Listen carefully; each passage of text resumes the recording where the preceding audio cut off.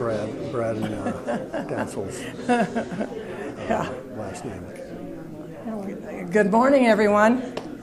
We're going to get started here. I'd like to say welcome, very much happy to see you today. And we are so excited to have this presentation today. I hope everyone noticed the tent on the front yard. Yeah, that's a new addition. Pretty soon, 15 minutes, we'll fill it up with a collection and artifacts and stuff. Anyone that knows me knows that that's what I'll do. Any available space. Spend so much time here. I thought you'd set up. This is this is the new director residence. Oh, please no. For those of you who have not been to our museum before, this is owned and operated by the Daughters of Utah Pioneers organization. We're an all-volunteer service to serve as docents and on the staff and the board. So you're more than welcome after the presentation to wander around the museum and take a look at what we have. Housekeeping, we need to turn our technology off, and I'm the biggest offender, so let me say that. And the restroom is right out here in the foyer, so if you need to do that. Today, our presentation is about the Mormon Battalion and about the music and musicians and that type of topic, I guess. We talk so much about the Mormon Battalion, the trek and the soldiers, but we forget that there's other aspects to this very historic movement that occurred. So, Kevin Henson is going to be our presenter. He is associated with the Mormon Battalion research, according to his slide up here. And Kevin and his wife Denny came to the museum and approached me about making this presentation, and we were so excited. He went through the museum and identified one of our artifacts that we have here as being a gentleman who was on the Mormon Battalion and his musical instrument that he had and used during that trip. So he's going to talk a lot more about that. So without further ado, I'm going to turn it over to Kevin, and we'll see what he has to say. Thank you. Thank you.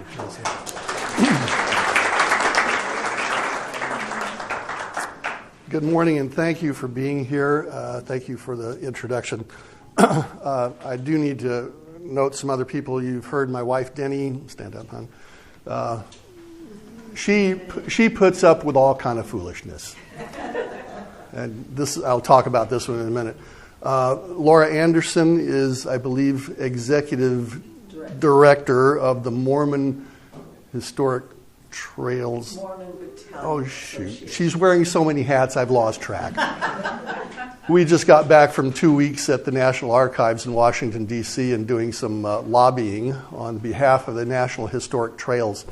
And we hope to rope you into some of that effort, too, because we need people to claim membership, and hopefully you can help us do things, but we recognize everybody's in these volunteer organizations like the DUP, SUP, and Daughters of the American Revolution. We get that, but if we're going to get legislation passed, we need to be able to show that people are truly interested in this kind of stuff. And the fact that you're here today says you're interested. Craig Anderson is hiding somewhere. I don't know. Okay, the other stuff. Mark and Becky Woodbury are denizens here of St. George. They're going to help a little bit today. Mark was my next to last companion on my mission in Michigan 50 years ago this month. And the Allens are back here. They were directors of the San Diego Mormon Battalion historic site. How many years ago? 4? 3 years ago. 3 years ago. And we have the mother of a sister who is actually serving there now. Oh, right here. Grandmother, okay. Now, I always like to start with this. How many of you know that you have either a direct or a relative ancestor who was in the Mormon Battalion? About 60, 70% of us. in 2008, 2009, my wife and I got interested in the Mormon Battalion about 2008, and 2009. Denny and I hiked from Mount Pisgah, Iowa to San Diego, California over 7 months. Now, we didn't hike every step of the way, but everything we could reasonably get access to. I'm not going to hike through cornfields, okay, in Kansas. But other places that we had one property owner say, well, if you step foot on my property, I'm going to have you arrested. And then he relented about a week before we got there. After hiking about 1,200 miles, he saw we were somewhat committed. Well, the insanity continues. 2 years ago, for the 175th anniversary of the battalion's enlistment, we wanted to do this Pueblo to Salt Lake hike because it's probably one of the least documented of the battalion trails. My mother was 100 and she was failing, so we kicked that off and didn't do it 2 years ago. But April 26th, Denny and I are going to step off from Pueblo and hope to be in Salt Lake in time for the Days of 47 parade. We will be putting blogs and podcasts up whenever we have internet connection and information. So if you go to Battalion Trek, that's our website, we'll be doing that. We'll also be feeding information to the Mormon Battalion Association and probably to other organizations as well. So if you go to their websites, you'll be able to kind of see what we're doing. And if we fall off the edge of the earth, you'll know. So that's what that's about. I'm a trail guy. I started out with geology, and I became interested in those kinds of things. And so when it became apparent we didn't really have very good information about where the battalion's trail was at, that got me interested in doing these things. So now that you know who all of us players are here, let's talk about the music somewhat. So military and martial music has been part of Army life for thousands of years, at least back to Roman and probably much earlier than that. Now, here in the U.S., our early military music followed European style, fifes and drums, because it didn't matter how loud things got, didn't matter how crazy things got. You could hear a fife and you could hear a drum over all the noise that was going on the battlefield. Now, fifes and drums are also used to communicate commands. So a certain beat pattern would indicate charge, a certain beat pattern would indicate retreat, and everything in between. The pacing of the music, 120 to 160 beats per minute, is marching pace. So as we listen to some music today, and as we sing some music today, you'll get the feel. You go to church and they're playing a march song and it's plodding along. It must have been the end of the day when they were doing that one. I don't know. So it promotes marching cohesiveness by setting the marching pace and provides entertainment in the evenings for the troops and for the communities they pass through sometimes. So in this respect, Mormon Battalion was really no different than any other military unit of the time and of the size. And that size is important. So we'd like to share some of these details that we've found. So let's start back at Council Bluffs, where the recruiting took place. And that was between basically July 13th through the 20th of 1846. Late in the morning of July 13th, President Brigham Young and other church leaders, Captain James Allen of the Army, and Thomas Kane, who had just introduced himself to the saints there, took turns speaking from the back of a wagon and explaining the call for volunteers to go to California and help with the Mexican War. And 500 men were requested of Brigham Young.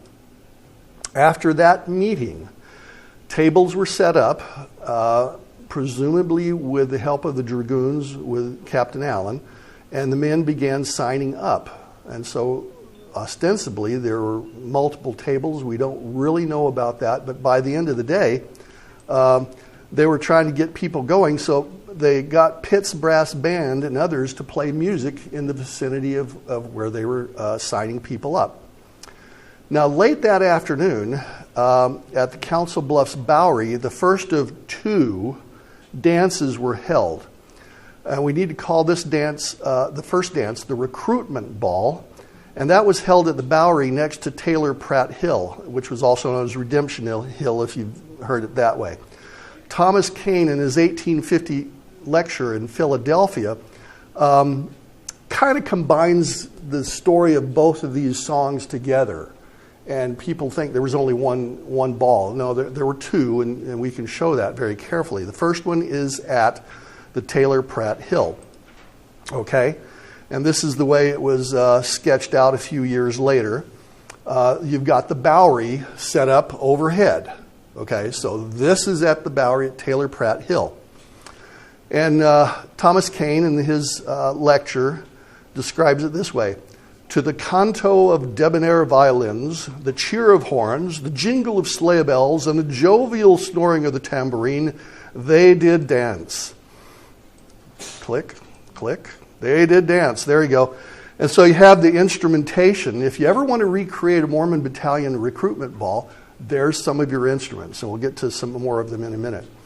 So by the end of that day, they had at least 245 men who had volunteered. That was enough to establish 3.5 companies with a minimal number of men. You could have anywhere between 70, 74 men and 112 people to form a company. And the battalion's going to have 5 companies, roughly 100 men each.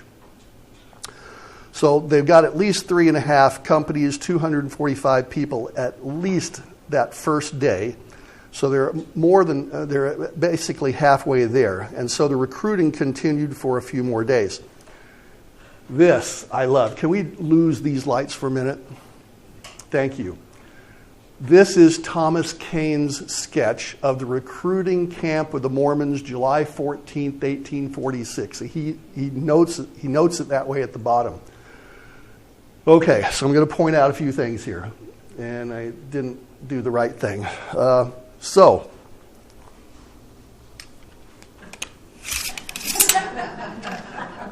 completely unprepared. Okay, so here's Captain Zallen wagon and his tent. They're up on a little hill here, and they've already put up some fencing to keep the cattle out, I guess.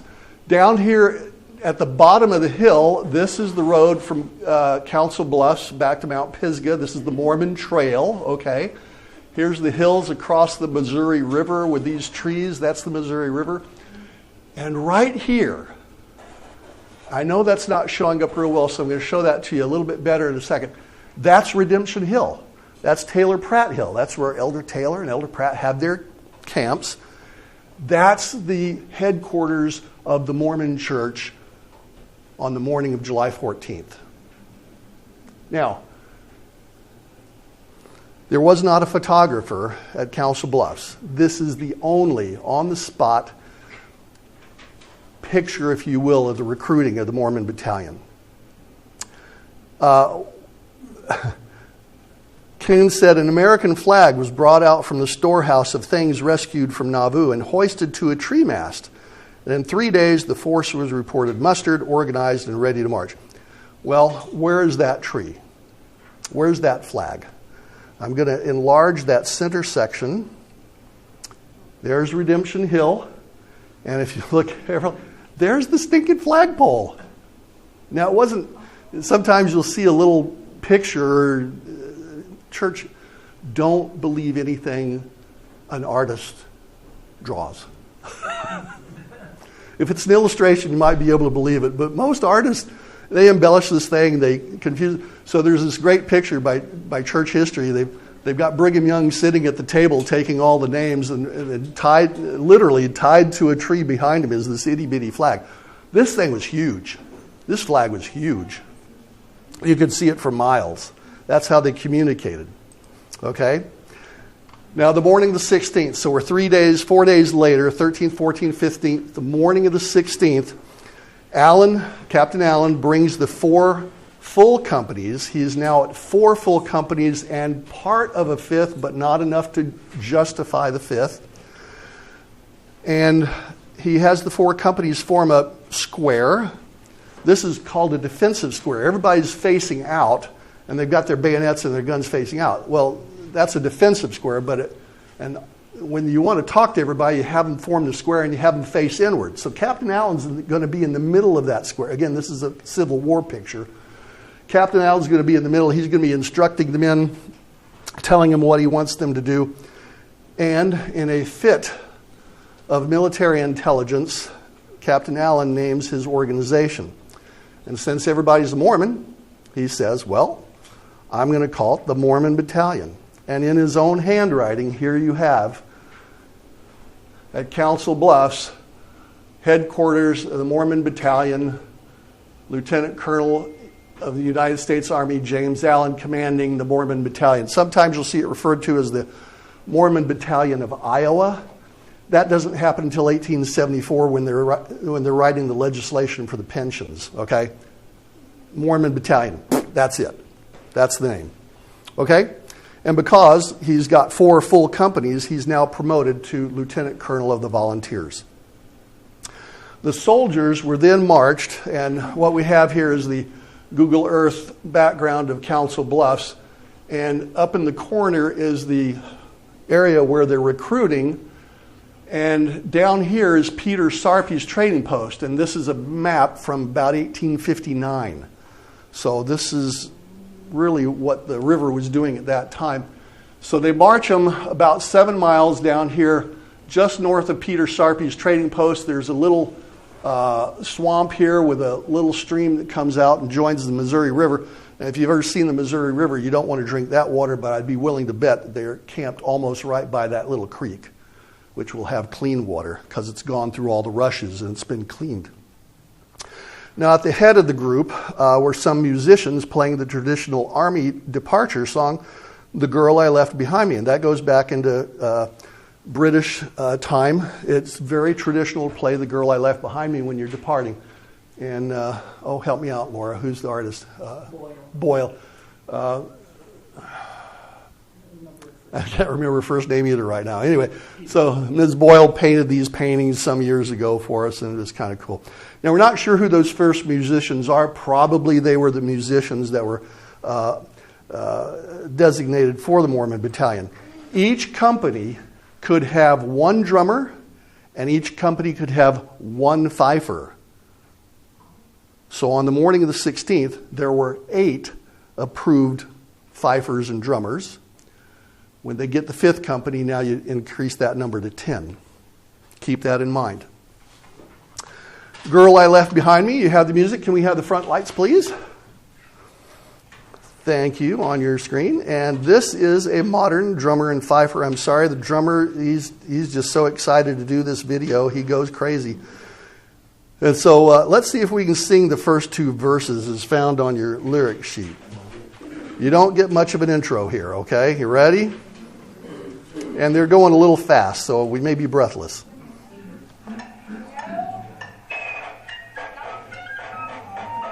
Let it play through one time so you get it, then we'll sing the next time.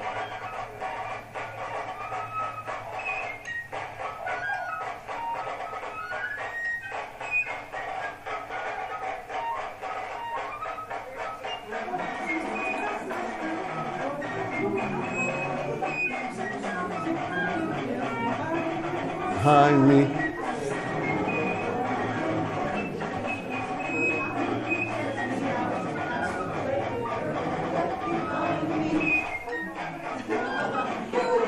Oh! You got to lead us with your voice.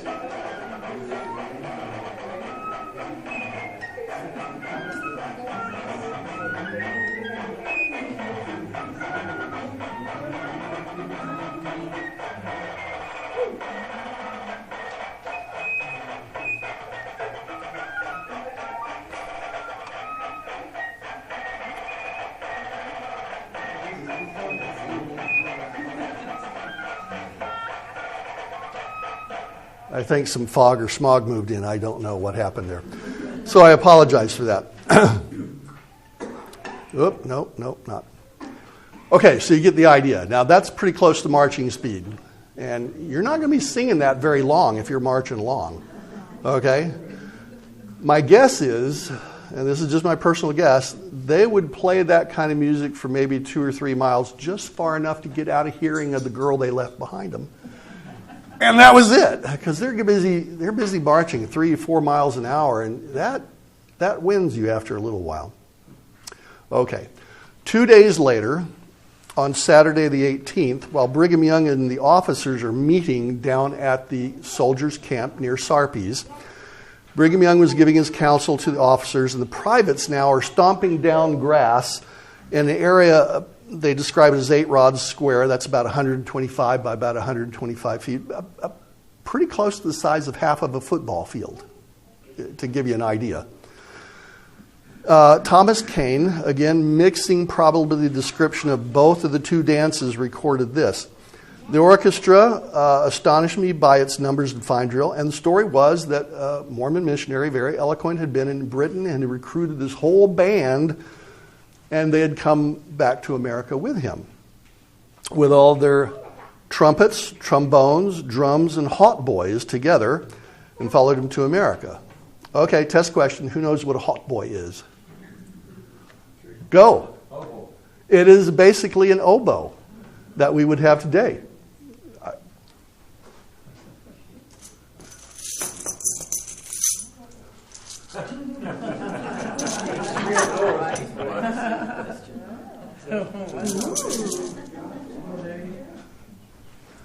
Okay.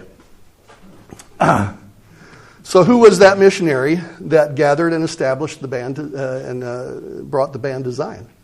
Is that Pitt? It's William Pitt. William Pitt's brass band, okay? And we asked about the hautboy. Okay, so this is the second of the two dances, okay? There's no arbor. It's just out there in the sun, and they're cooking in the afternoon sun. Now here, Thomas Kane writes this, and this is one of my favorite stories of the things of the research we've done. Silence was then called, and a well-cultivated mezzo-soprano voice belonging to a young lady with fair face and dark eyes gave with the quartet accompaniment a little song, the notes of which I have been unsuccessful in repeated efforts to obtain since, a version of the text touching to all earthly wanderers.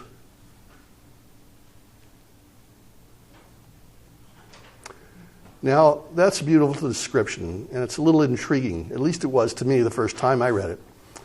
So what was the song? Kane was, after 10 years of effort, he still hadn't found this song. Who was the singer? And who were the persons playing the accompaniment? And wouldn't you love to hear that song? I would. Well, the internet search engines are wonderful things.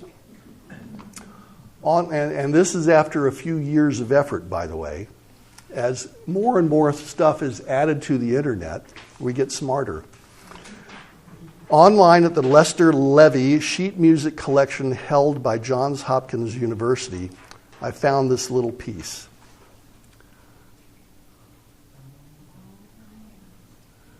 Composed by S.B. Pond, Sylvanus B. Pond. Anybody, next test question, anybody know why he's famous in LDS history? Okay. Now, why, you may ask, Kevin, are you so sure this is the piece that Thomas Kane referred to? Because Helen Mar Whitney said the song was The Jewish Maid by Rossini, written in 1830. Willard Richards calls it The Maid of Judah, lyrics perhaps by Charles Sloman, but sometime before 1845. Well, first of all, Sylvanus Pond's lyrics exactly match Thomas Kane's recollection of what the song lyrics were. Lyrics of the other two songs really don't match very well. The themes are kind of the same. You know, life is terrible, but they don't really match very well. Now, secondly, you may recall that Kane said the singer had quartet accompaniment. Okay. Well, but Kevin, you object, this is written for piano. Well, they're not going to haul a piano out there across Iowa in the mud. So that's the first thing. So what instruments were they using to accompany her? At least that was the thinking we had once we got this far. Where's the quartet? Well, true, it's written for piano. We had assumed it was violins and other brass band instruments, but after the thin lady sings, you get to the chorus, and the musical score reads this. It's a quintet. She's not being accompanied by instruments. You got 4 more singers that join in with her. There it is. The soprano has 4 more voices. So we got a second treble, who is the mezzo-soprano. The full first treble is the high soprano, a tenor and 2 basses, the baritone and the true bass. So there's you've got the 5 singers, okay? Bingo. So unless somebody here comes up with a better option, I'm going to say that Sylvanus Pond is the one who wrote "We Wept When We Remembered Zion." But Kevin, you object. Who were the singers? Well, I'm glad you asked that. This is speculative because no one else is as specifically identified except for the first singer. And after a little sleuthing, here's my thinking. The primary singer we know to be Sarah Susanna Devine, because Willard Richards' journal specifically says that's who it was. Susanna's slightly older sister, the high soprano, had married William Pitt, and the 2 sisters were known to sing together often in Nauvoo. Well, if Cornelia is married to William Pitt, he was a darn good tenor, and I'm going to propose him as the tenor. John Kay had been baptized, and he was famous in Nauvoo because he was a good baritone. As for the true bass singer, I'll take suggestions. I haven't figured that guy out yet. Of course, maybe it was Mama, because Mama sings bass and Papa sings tenor. I don't know. But let's go back to Sarah Susanna Devine for a moment. She just disappears from the records. I cannot find this woman. It becomes a mystery what happened to her. Now, I just came across a couple weeks ago that her father had followed Sidney Rigdon back to Pennsylvania. I'm beginning to suspect maybe she went with her father. Don't know.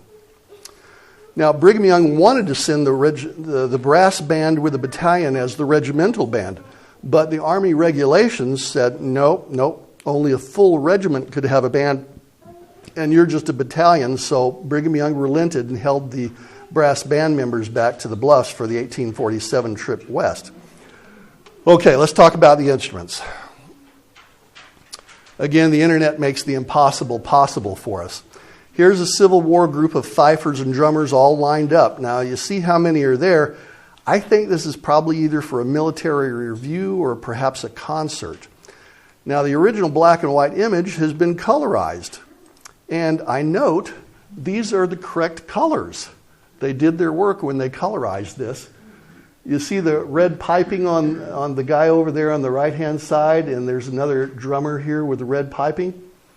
For some reason, they're wearing dragoon uniforms, and I don't understand why. That seems odd. The guy in front here is the music master. He's got the little baton for, those are actual signals of what they're going to play. Which drum has seen the most use? That batter head is filthy. Okay? That batter head is just absolutely filthy, and everybody else is brand new. There's the fifer over there on the right-hand side. Now, if you look closely, you can tell that looks like it's metal. Okay? And that's going to play into the discussion here for a minute.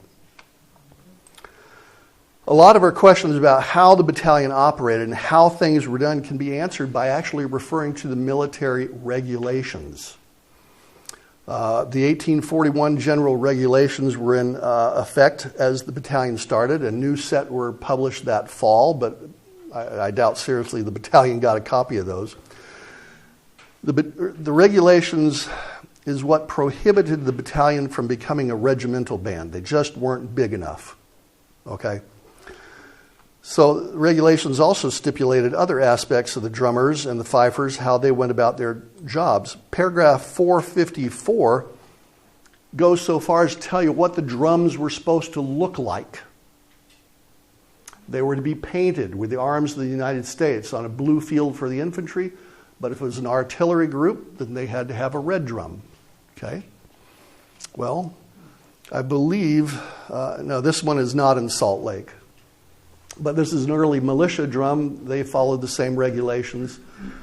16 inches high, 15 inches wide. It's a rope tension snare drum. Has anybody ever seen a rope tension snare drum? No. Okay, so let me explain. Up here, what the sticks are beating on is called the batter head. Modern, that's plastic or mylar or something like that. And you have a metal rim. They had a wooden rim. And for them, the ropes, this is all one long rope. And it weaves back and forth all the way around. It was like one of the old pioneer beds, okay?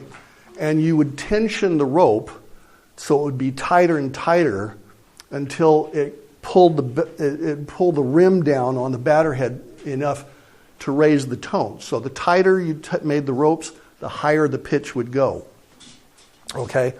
The older drums use sheepskin batter heads. Now those were very, very sensitive to humidity. So when they're going down the Missouri River or anywhere close to water, these things would, foggy morning, these things would just be so loose. Blah, blah, blah, blah, blah. They wouldn't even. So how they came across, how they beat this is they put these leather ears, and that's how they refer to them. They put these leather ears on there. And so if you push those down, you work your way around the drum on all sides, you push those ears down, it tightens the rope and the pitch goes up. Now you may have to get to the point where you tighten the entire rope like you do for the Frontier beds, but that's how they would work on that.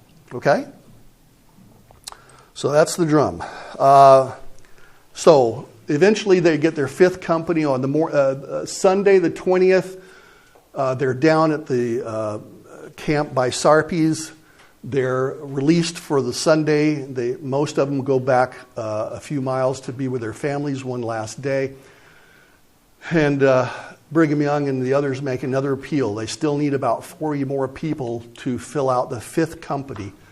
So on the evening of the 20th, the morning of the 21st, the morning of the 22nd, they get enough men to fill out the fifth company. And the magic number is 496 of the 500 actually enlisted that they wanted. We now know, thanks to Laura Anderson's research in the National Archives and some other helpers, we know now exactly who was in the Mormon Battalion. We've named them. We're putting up information about them on the Mormon Battalion Association website. And Mary Ann Kirk has done a huge amount of work to put short descriptions of their lives and documents, photographs of the actual documents on their family search pages. How many of you have seen those? Go. It is a monumental effort. When Laura said she was going to go figure out who is the Mormon Battalion with all these documents, I said, you're crazy. It's going to take you 5 years, if not longer, and she's now crazy, certifiable crazy. Anyway, so here's the documented drummers. You'll note there's one for Company A, one for Company B, one for Company C, one for Company D, and one for Company E. 5 drummers. And Joseph Richards, age 17, was sent to Pueblo because he was one of the sick people. He eventually died there. And so we're thinking that James William Stewart, who was also sent to Pueblo, took up Joseph Richards' drum and did the drumming at Pueblo. Silas Hovey, we think, volunteered and may have gotten as far as Fort Leavenworth, but his name is struck out from the roster. Either he got sick or he couldn't pass the test, one of the two. And he didn't serve, but it was said that he was one of the drummers, but anyway. Okay, so now about the fifes and fifers. This is an 1847 military fife with a provenance. We know this was used in the military. Some things to notice. There are no articulated metal keys like you would see on a modern flute, with all those little keys, or saxophone. Any of the woodwinds that have the articulated keys, fifes didn't have those, okay? 2, there's no slip joint for tuning. You can't pull the barrel apart or push it closer together to raise or lower the tone if you're a little bit out of key, okay? There's no slip joint on these. What you see is what you got with the pitch. If you're off tune, Sounds like you guys singing a minute ago. Sorry. Now, you'll note there's a manufacturer's stamp right here. I'm sorry it's not clear enough for you to see that, but these things are made under contract to the military. The quartermaster sends out a proposal. I need 50,000 fifes. And companies would come back and say, oh, I can fulfill that order. Well, I can do 20,000 of them. And so they would actually stamp their manufacturing stamp onto these things and send them. The ferrules, the metal pieces on the ends, both ends, are used to keep the wood from splitting and breaking. And then the embouchure is where you blow into the fife, okay? Research leads you into odd places. Yesterday, I got a response from the Old Guard Fife and Drum Corps. Anybody know who they are?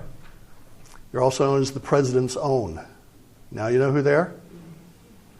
They're the ones that wear the Revolutionary War things. They're a Drum and Fife Corps, and they're at their inauguration. They do parades. They do presentations. They're a precision fife and drum drill group. That's their job.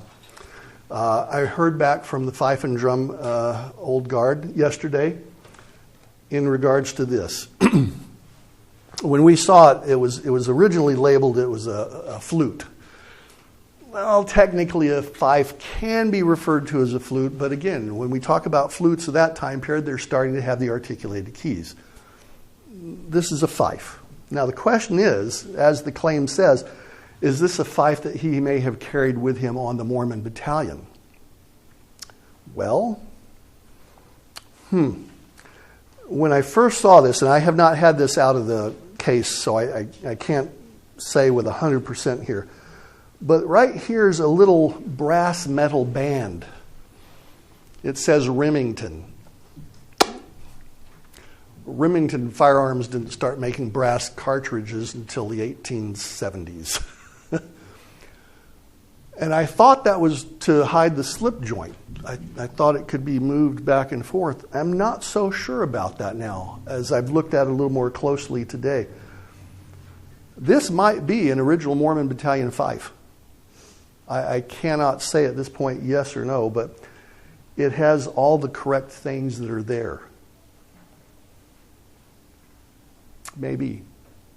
It just might be. Okay? So let's go on here, and I know I'm running along. Here is another. This was sent to me by the Old Guard. This is a wooden fife of 1846. This one did have a slip joint for tuning. So I asked, well, could they bring their own fife? You know, assuming these people have been fifing for years, assuming these people have been drumming for years, would they have been allowed to bring their own fife? I mean, you know, you like your own instrument, right? And the sergeant first class, Bison, responded, well, the regulations don't really say that one way or the other, but they were issued military-approved fifes.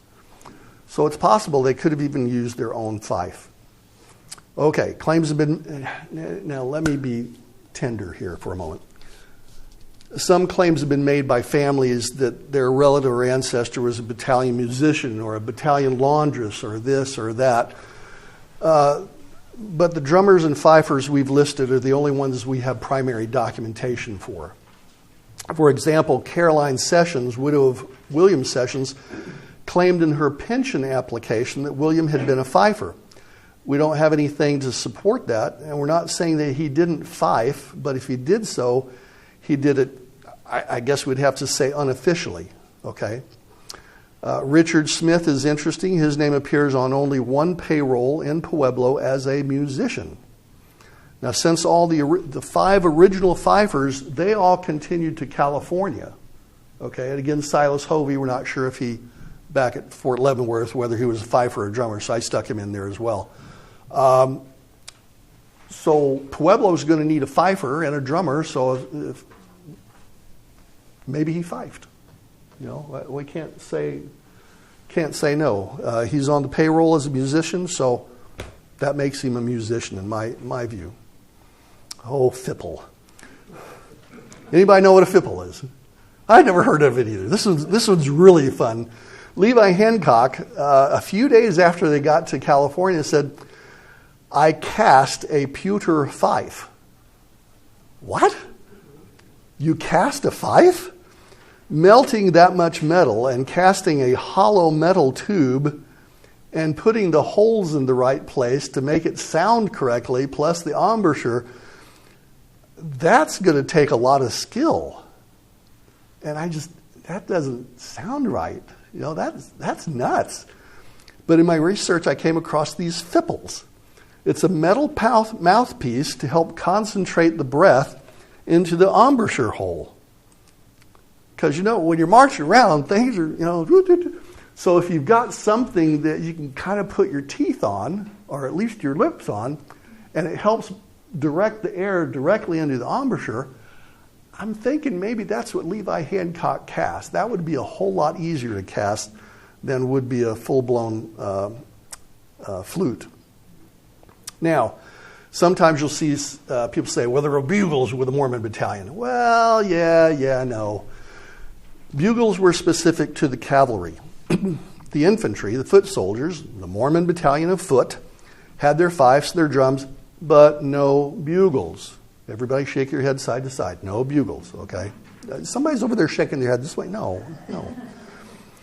It's against the regulations. Now, it turns out the Army did kind of bend the regulations for the Mormon Battalion a little bit. But, and as Denny and I are hiking now from Pueblo to Salt Lake, we're going to be going right through Douglas County, so we may actually stop in the local historical museum and actually try to see this very bugle. And this bugle does date from 1847 with a provenance on that. Now, so how do bugles get into the Mormon Battalion story? Well, this is how. This is a Civil War uniform, but again, notice the pipe. Can we lose these again, please? These lights, can we lose those? Notice the piping on his uniform. That's cavalry, okay? That red piping is cavalry stuff. So that picture earlier, maybe they got the colors wrong on that. But the uniform here is close enough, and the picture is close enough to say that this is pretty much what you would have seen, except they were in the desert. Dragoon companies usually had, lights again, please. Dragoon companies usually had two buglers. You had the experienced bugler, and you usually had somebody who was becoming experienced. The experienced guy would generally be up with the commander at the head of the column, and if there needed to be a change of direction or if there needed to be some other instruction, the commander would tell his bugler, blow the right, blow, retreat, blow, whatever. And he'd do his thing. The other guy, the other bugler's halfway back through the column. He would hear the lead bugler, and he would repeat that call so the back half would all hear the same command. Because sometimes it'd be strung out a mile, okay? These are big groups. So there you go.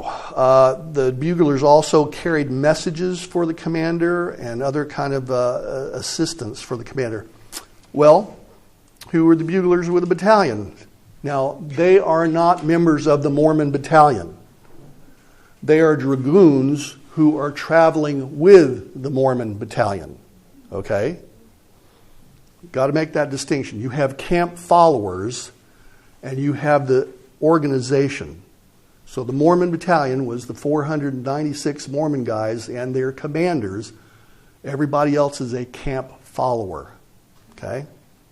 People get that really confused. The laundresses, they're in a semi-official position, but they are camp followers. All the kids and family members, they're camp followers. All these dragoons, they're camp followers. William Hacker was 29 years old. He's a little bit older. He was born in Lewis, what is now West Virginia, referred to as Virginia in his day. Okay, we don't really know much about William, but we know the name, which from my perspective is one of the most important things we could have. Being given command of the battalion at Santa Fe, Colonel Cook's primary bugler was Robert Quigley, who is mentioned a total of 2 times in the story, in the journals we get.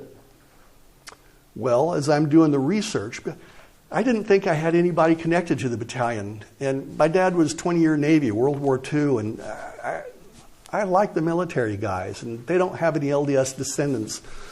Well, my great-great was a bugler with the board. I kind of adopted these guys. I'm interested in them. So as I find this information, I actually get the log listing all the people who've enlisted in the Army, and here's Robert Quigley's name. We have a gentle description of him, how old he was, and where was he born? Geauga County, Ohio. Anybody know why that's important to us? Kirtland. It's 20 miles from Kirtland. When I got into the rosters, he joined the Army at Fort Leavenworth in 1838. And Fort Leavenworth is 60 miles away from Independence and Far West. That was very interesting. That sent me looking for more information. There's actually a record of a Robert Quigley who was an active worker helping build the Kirtland Temple. And he was blessed, along with a lot of the other workers, by the First Presidency. After discharge from the Army in 1849, Robert moved. We find him in the census in 1850 at Council Bluffs. He's married to a young LDS widow with a 5-year-old child. Robert Quigley died in Glenwood, Idaho. Iowa, sorry, thank you. The extended Quigley family were in Nauvoo and later were active in the RLDS Church. Now make of all that what you will. Perhaps I'm going to suggest maybe Robert Quigley was a moderating voice in the ear of Colonel Cook, which might explain why Cook was as good to the battalion men as he was. Now, turning to the music played, these songs date to at least 1846 or before. They are specifically mentioned in the journals as being played by the fifers or sung by the ladies. How many do you recognize? I think I've got about 4 up there, maybe. How many of you personally sung? Not many. Just 3 for me, excluding the church hymns, okay? So we're going to talk about a few of these. The Rogues March is kind of fun. Now, technically, it's not really something you're going to sing most of the time, but they did.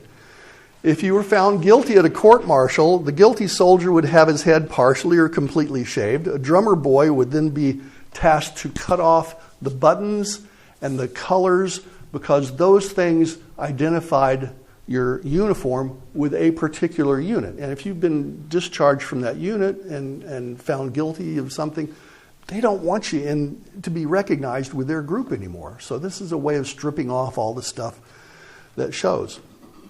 The sentence of the court-martial would be read, and in front of the entire command, because this is a bad example, we don't want you to be shamed the way this guy's being shamed. So they march him in front of the entire command as former brothers in arms. The former soldier would be marched out of the military post at the point of the bayonets while the band was playing Rogues March.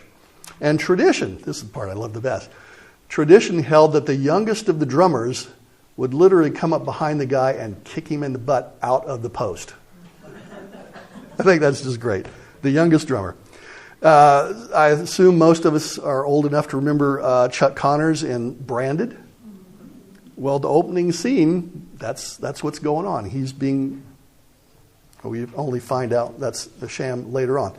Well, here's the recording only catches the chorus of poor old soldier in your words there. You don't have to sing along, but I want you to hear what it sounds like. It's kind of fun.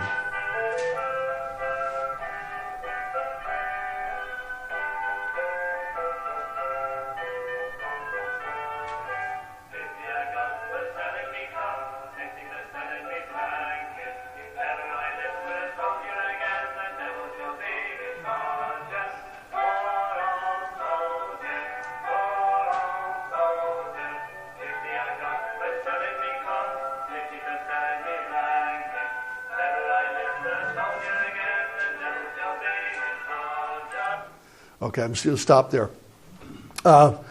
So this is one of those songs where you've got somebody singing the verses, and sometimes they make them up as they go along. And then there's a response. Poor old soldier, poor old soldier. And then the singer will repeat the last two lines. If ever I list in the army again, the devil will be my soldier.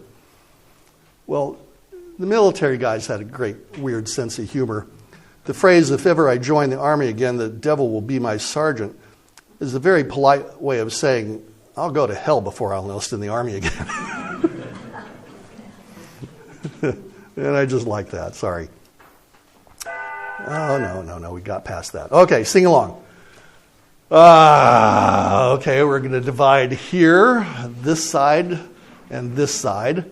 And we're going to divide on this line. So this group here is going to be group 1. You folks are going to be group 2. You're going to be group 3. You're going to be group 4 over here. Okay, we're going to divide in quadrants. Ready? Yankee Doodle. Group 1, Yankee. We're going to go in a round. Okay, we're going to repeat it 3 times. I know I'm. Pitch us first.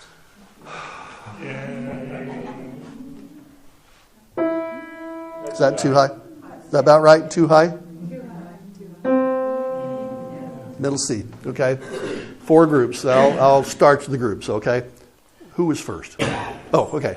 Yankee Doodle went to town riding on a pony. Yankee Doodle went to town riding on a pony. Yankee Doodle went to town riding on a pony. Yankee Doodle went to town riding on a pony. Plus a feather in his hat, called macaroni. Yankee Doodle in his hat, called it macaroni. Yankee Doodle in his hat, called it macaroni. Sonny Lizard in his hat, called it macaroni. Yankee Doodle in his hat, riding on a pony. Sonny Feather in his hat, called it macaroni.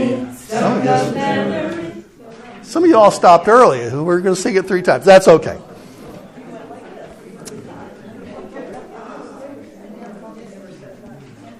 Now, would they sing rounds? I don't have any actual evidence of it, but that goes back a long time. People have been singing music in rounds for, many generations. So I suspect they probably did. On the back of this is Hancock's Song of Freedom. The meter is 9/8, 9/8, 9/8, 9/8. How many of you do not know what meter means? It's basically it's the cadence, but it's almost syllables. Okay, so Yankee Doodle went to town 7, riding on a pony 6, stuck a feather in his hat 7, and called it macaroni 7/7. So it's 7/6/7/7. That's the meter for Yankee Doodle. Hancock's Song of Freedom, if you go through the words, it's 9/8, 9/8, all repeated 4 times. We do not know what music Levi Hancock used for this. But you already know 2 songs that use that meter. Columbia, Gem of the Ocean, and from the LDS hymnal, that's Up Awake Ye Defenders of Zion. And the second one is We Thank Thee, O God, for a Prophet. Both of those are 9/8 meters.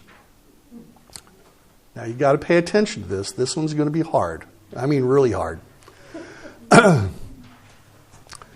We're going to sing these 4 verses. 1 to 9 and 10? 10 and 11. Out of the 12 verses that is recorded. And we're going to switch back and forth between Columbia, Gem of the Ocean. Yeah, we will. and we thank thee, O God, for a prophet. Okay? Now, we practiced this last night, so don't blame her for it. Okay, okay. We'll just use the 2.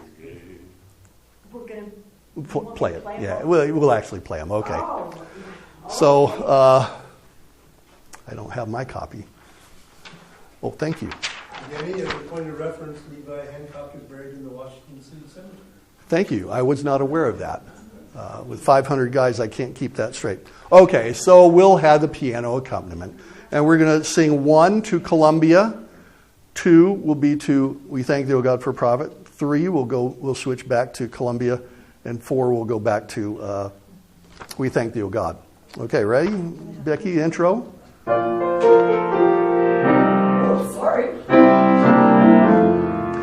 Come, lovers of freedom together, and hear now what we do say.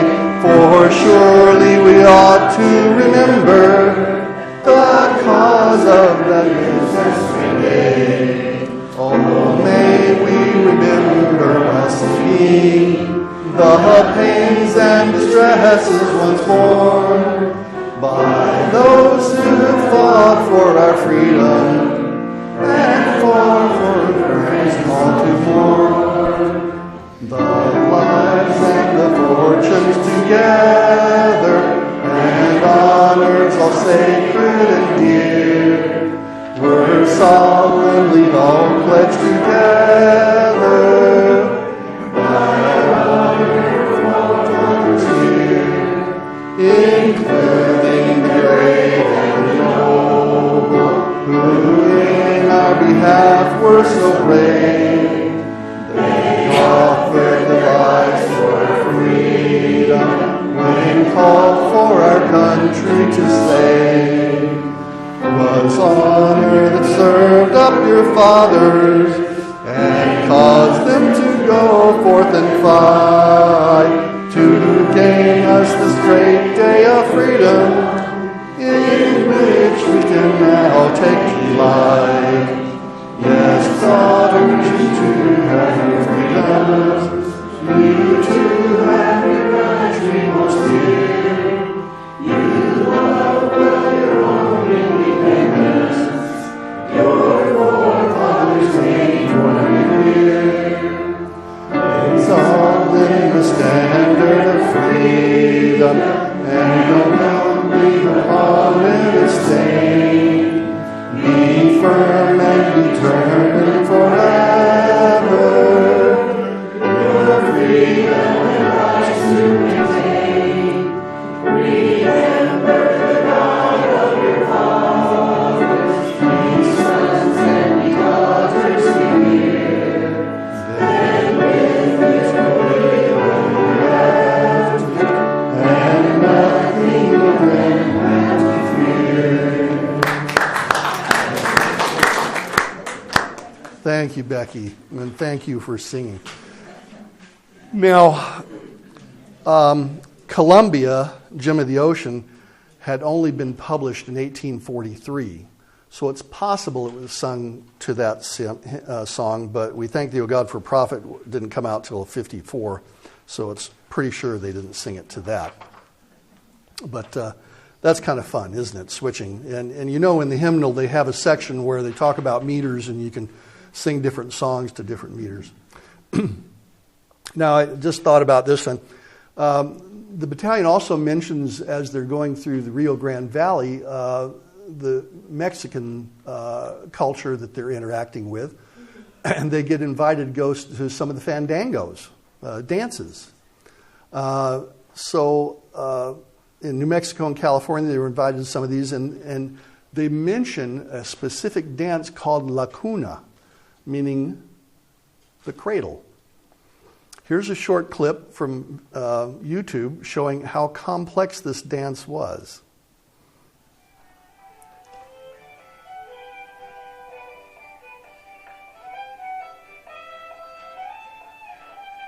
What does this remind you of?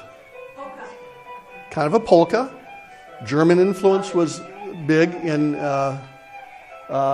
New Mexico. Here comes the cradle.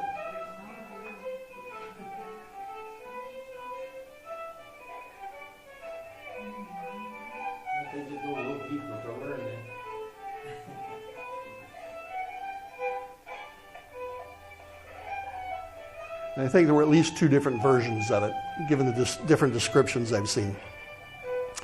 So if the dancers messed up as they're doing all, the cradle would fall, decorum and all. I didn't come up with that one, sorry. So there it is, the cradle. Now there are a couple subtleties. I'm just about done here. A couple more thoughts to share. Perhaps exhibiting a subtle degree of humor. Every time they would cross one of the small creeks as they're going down the Missouri River, they mentioned they played the tune "Over the Water to Charlie," or "Over the River to Charlie." It has different, anyway. So every time they did that, I just thought it was kind of funny, subtle. And you know, the men didn't really like Dr. Sanderson after they got out on the plains.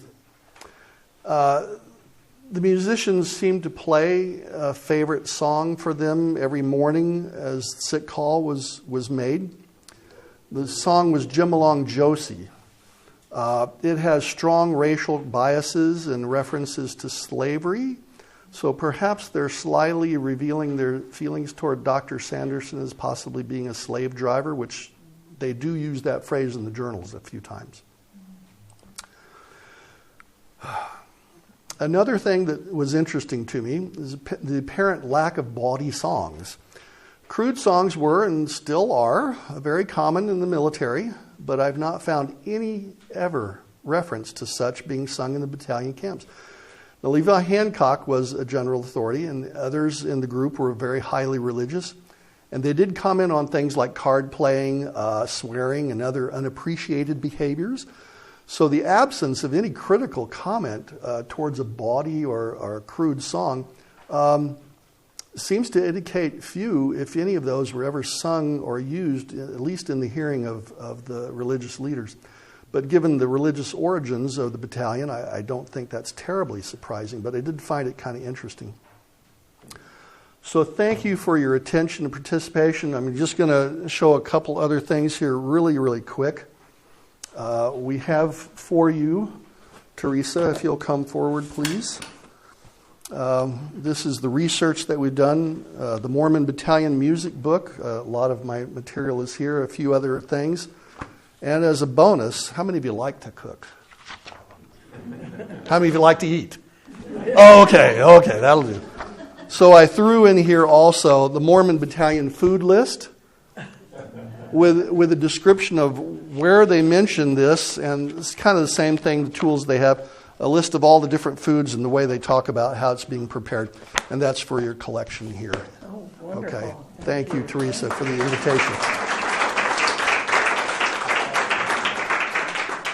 We do have a reproduction. This is not an original 1846 gun. This is a modern reproduction, which is very close but not exactly correct, for the Mormon Battalion. You ought to come and hold this at some point, okay? And they had to carry that. Now, they did have a sling. They would carry it on their shoulders most of the time. And they talk about the sleeves of their shirts falling off. And I think I know why that happened. Before we did our hike in 2008, 2009, we wanted to get a flavor. So the tent outside is a reproduction. That is a tent in which 6 fully grown men would sleep. Try to fit 4 or 5 of you in there just standing up, side by side.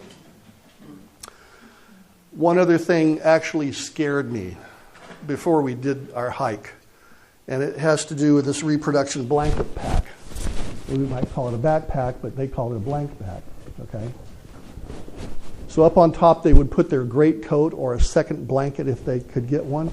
Right in here, they would put a blanket, okay? But this bottom part here is 12 inches square and about 3 inches thick. That's where I put everything I want for a year and hiking halfway across the continent. Their socks, if they had them, their extra pair of pants, if they had any, anything they wanted to carry had to fit in that 12 by 12 by 3 inches thick. So you go home and you try to figure out what you wouldn't want to carry halfway across the continent in that small of an area. That astonished me to no small degree. And of course, one guy said, by the time I got all the straps on me, I looked like a mule. So there you go.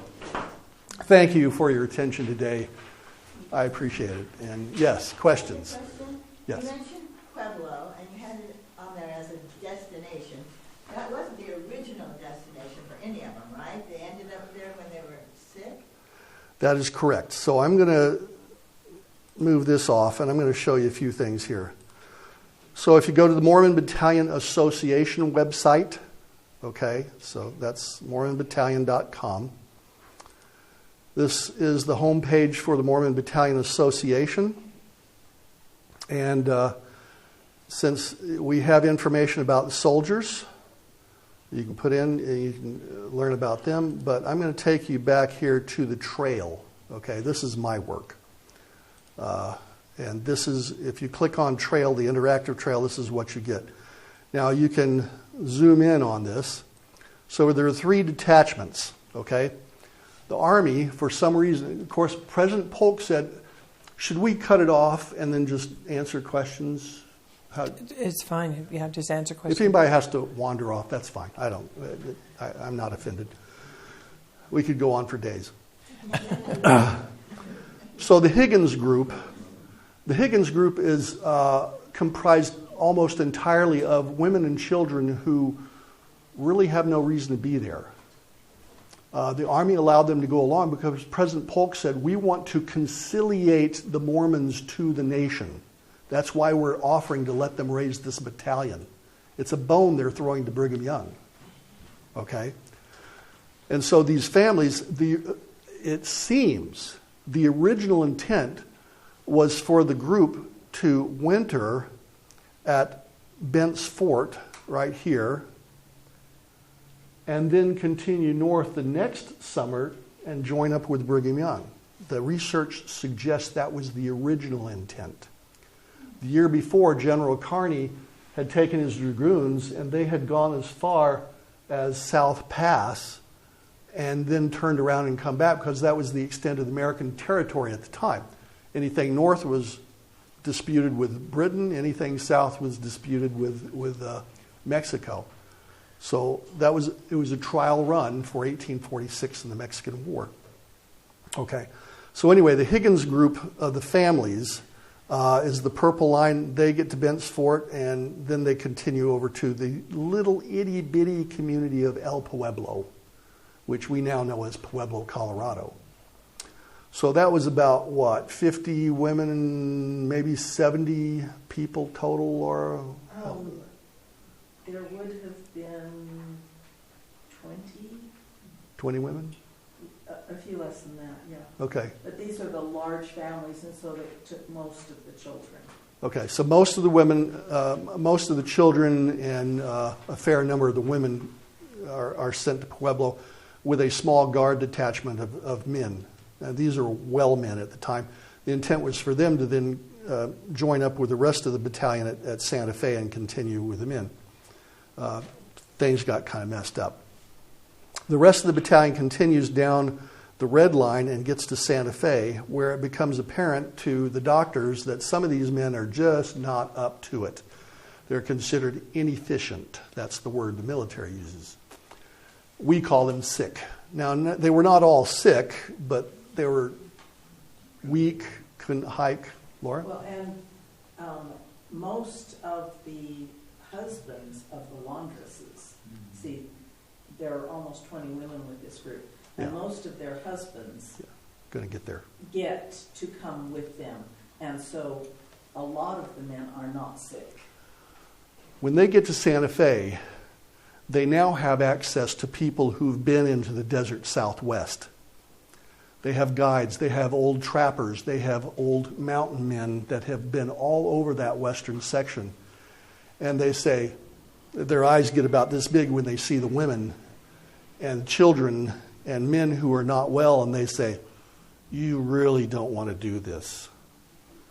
So Army officers go through the ranks and they say, you, and you're gone. Colonel Cook says, all the laundresses, you're not coming. So take your children, and they allow the husbands of the laundresses, who are almost all well men, they send them to Pueblo. So they start following this line, the Brown line, because they're being led by Captain Brown. I do a few things logically. They follow this line up to Bent's Fort, and then they get some supplies, then they turn west and they go to Pueblo. So now we're up to maybe close to 100.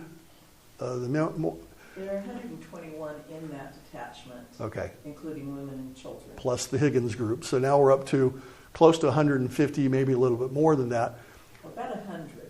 Okay, so we've got more people there now than the Pueblo people have. So then the battalion continues on south down the Rio Grande Valley. They get down to close to what is now Truth or Consequences, New Mexico, and they're dying. They're just, they've lost a few men who have died on the trail at this point. The wagons are getting stuck in the sand. They're having to literally push the wagons. Whereas typically they do 13 miles a day, now they're lucky if they're getting 10 miles a day. And some days they only go a mile an hour. And they also get the measles. Yeah, and measles starts. There's a lot of measles going on, and they didn't get their inoculations. Okay, so and that's going rampantly in Santa Fe as well. So the Willis detachment is formed of, again, of sick and inefficient men and a few guards who are well, and no women. Okay, no women in that group, and they send 56. And there's 56 in that group. And they send them back up the Rio Grande. They get to Santa Fe, and Sterling Price, who is in command there, says, well, I don't want you here in Santa Fe. Go to Pueblo. So he sends them on up to Pueblo, and they take a different route. So each detachment has a different route, and that doesn't usually get shown very well. Okay? And the rest of the battalion then continues with the march that we're familiar with. So Denny and I will be starting April 26th here at Pueblo, Colorado. Very little trail remains until you get to Fort John, Fort Laramie. So we'll be biking most of this stretch, but from here we've got this area is known as the Black Hills. A lot of pine and cedar, and that is very poorly documented. We'll be hiking that with a great deal of fun. And then we'll be following the Mormon Trail on into Salt Lake, arriving there probably about the 22nd of July, and then marching in the parade. So that's our intention. Brent? One of the miracles of Pueblo with the sick detachments is the Mississippi Saints were there to welcome them. I mean, just imagine 200 visitors for how many months over the winter? I mean, it was such a blessing. The Mississippi Saints, 43 of them, were there to help welcome them and provide food. Which is a whole nother story. Whole nother presentation. Yeah. Did you have something? Okay, so that's kind of the lay of the land. Now, I don't have it drawn in here, but from California, General Kearney cuts loose about in May of 1847. He's not needed in California anymore, so he grabs a bunch of guys and they make their way back to Fort Leavenworth, and then put John C. Fremont in custody and court-martial him in Washington, D.C. So anyway, this presentation is our research. As you zoom in, you'll get kind of a day-to-day information about what we've found from the journals and information. We're constantly upgrading this as we get the opportunity to. And so that's the trail information. Now you can get to it again through the Mormon Battalion Association website. Denny and I have our Battalion Trek website. So our podcast will be there, our blog will be there, our 2008-2009 blog is there as well. And you can also get to the same map by clicking through there. So at least two different ways to get to this interactive map. hope you enjoy it. We spent a lot of time putting it together. Thank you. I think Laura has... Oh, Okay, Wait. I'm You going to don't- let you clip that. You don't think... I'm not going to put it... Okay, one of the things with the Mormon Trails Association, I started out with the Mormon Battalion Association, and this Mormon Battalion Association wanted to get our trail recognized. So I started doing some research on why it wasn't and what we needed to do. And I figured out that the Mormon Battalion had been studied but denied on the original legislation for a national trail because it wasn't scenic and it wasn't recreational enough. Now, 10 years later, there was another bill passed that allowed for historic trails. And they went back and they studied the Mormon Trail, the Oregon Trail, the Pony Express Trail, and California, or not California, because California comes in 14 years later. Old Spanish doesn't come in until 2002. So Santa Fe Trail. Okay, so those are our 4 original ones. As historic trails. When the Oregon Trail was set up, it got a period of significance, which is the only story that the National Park Service can tell for us, from 41 to 48. That leaves out all of your gold seekers, everybody past that. The Mormon Trail, on the other hand, got 46 when they left Nauvoo and went to winter quarters, and 47 when they came to Salt Lake. And it's only the Brigham Young Company that is significant, which is a problem because we can't tell the story of the whole Mormon Trail. We can only tell the story of the Brigham Young Company. So about 2009, they did legislation to study additional trails, and they were hoping that this would move the needle. Well, they came back. If it wasn't in the period of significance, it wasn't important. So we still had this period of significance problem. So with the legislation that was done in 2009, there were, I think, 26 trails that were deemed to be significant enough. 2 of those are on the Mormon Trail in Iowa. But the rest of them didn't make the cut. So what we've been lobbying in Washington, D.C. on is getting the period of time changed so that, in 14 years after the original trails, California was approved, and that was approved up until the railroad. And we don't have that. Oregon doesn't have that. And that's the legislation. We're going to first ask that those 26 trails that were found significant are codified into law. Then the National Park Service can help us with those. But the other thing is to get that period of significance and restudy all the ones that were rejected for period of significance. So as... That'll include battalion, that'll include all the hand cart period all the way up to the Golden Spike period. Yeah. So that's what we need the daughters to help us with. You know, we want to flood these people with letters.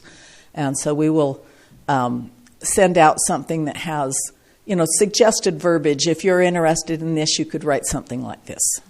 So. July 24th. Okay. Celeste Malloy, she's your representative down here, and she's mine in Tooele as well. Celeste Malloy has committed to getting that bill written. We've given her a proposed bill, but introducing the bill in Congress. And Kevin and I went around to a lot of the offices because Denny had set us up with those so we could talk to people about what was coming and try to get that going. So, anyhow. thank you. These are typically a long process. It can be 10 years. Yes. By the time it's studied, the 2009 came back in 2019, approved. And then I'll die. And yeah, I don't know if I'll be around by then. Yes, I have one. Thank you very much, and thank you for coming. And we'd like to say thank you to Kevin for the presentation. And yes, if you're interested.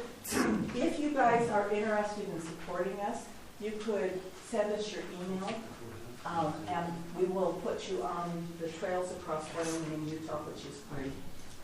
So you would get email, occasional newsletters, and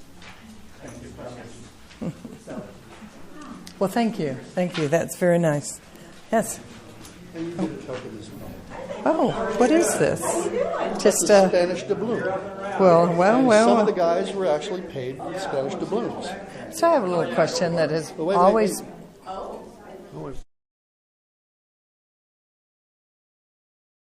A doubloon to be cut into 8 bits. And it's quartered, so 2